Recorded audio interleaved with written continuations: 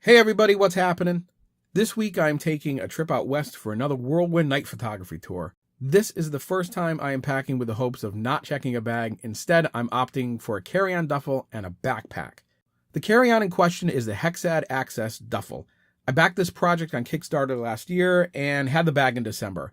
I've only used it for a few overnights and a couple weekend getaways, but this will be my first time flying with it, and I really wanted to show you how I was able to squeeze 9 days worth of clothing and some gear into it.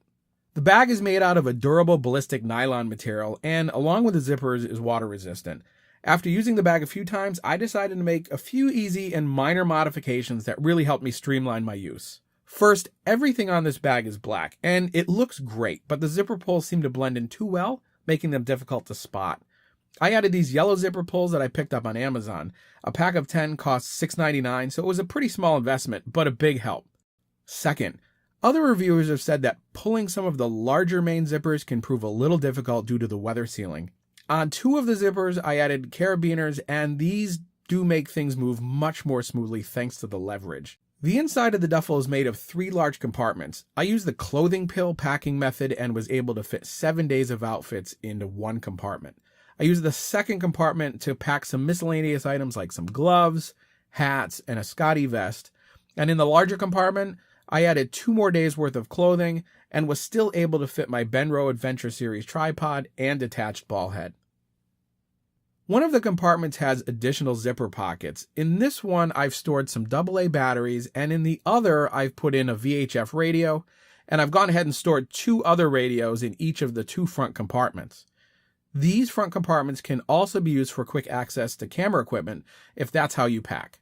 There is a built-in laptop sleeve that is accessible via the top of the bag.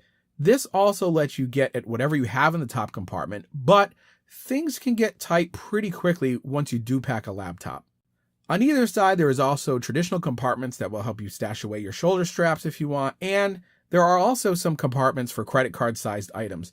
One of them is RFID blocking, which is great for protecting your credit cards and anything with magnetic strips when traveling through airports. The duffel can be worn as a backpack or carried traditionally. With it full, it's actually pretty comfortable thanks to the thick straps and back padding. The weight seems to be well distributed across the design even when carrying it by hand. Lastly, there are compression straps on both sides to help keep things tight. The buckles feel pretty well constructed and they do connect easily. Bottom line is, I'm excited to travel with this duffel because I know it's going to keep things organized, and should I have to check it at the airport, I do feel confident it's going to hold up just fine. My personal item is going to be this Nebula pack from Osprey. I was previously using the Cata bag, but because of its padding, it doesn't compress well even when it's empty.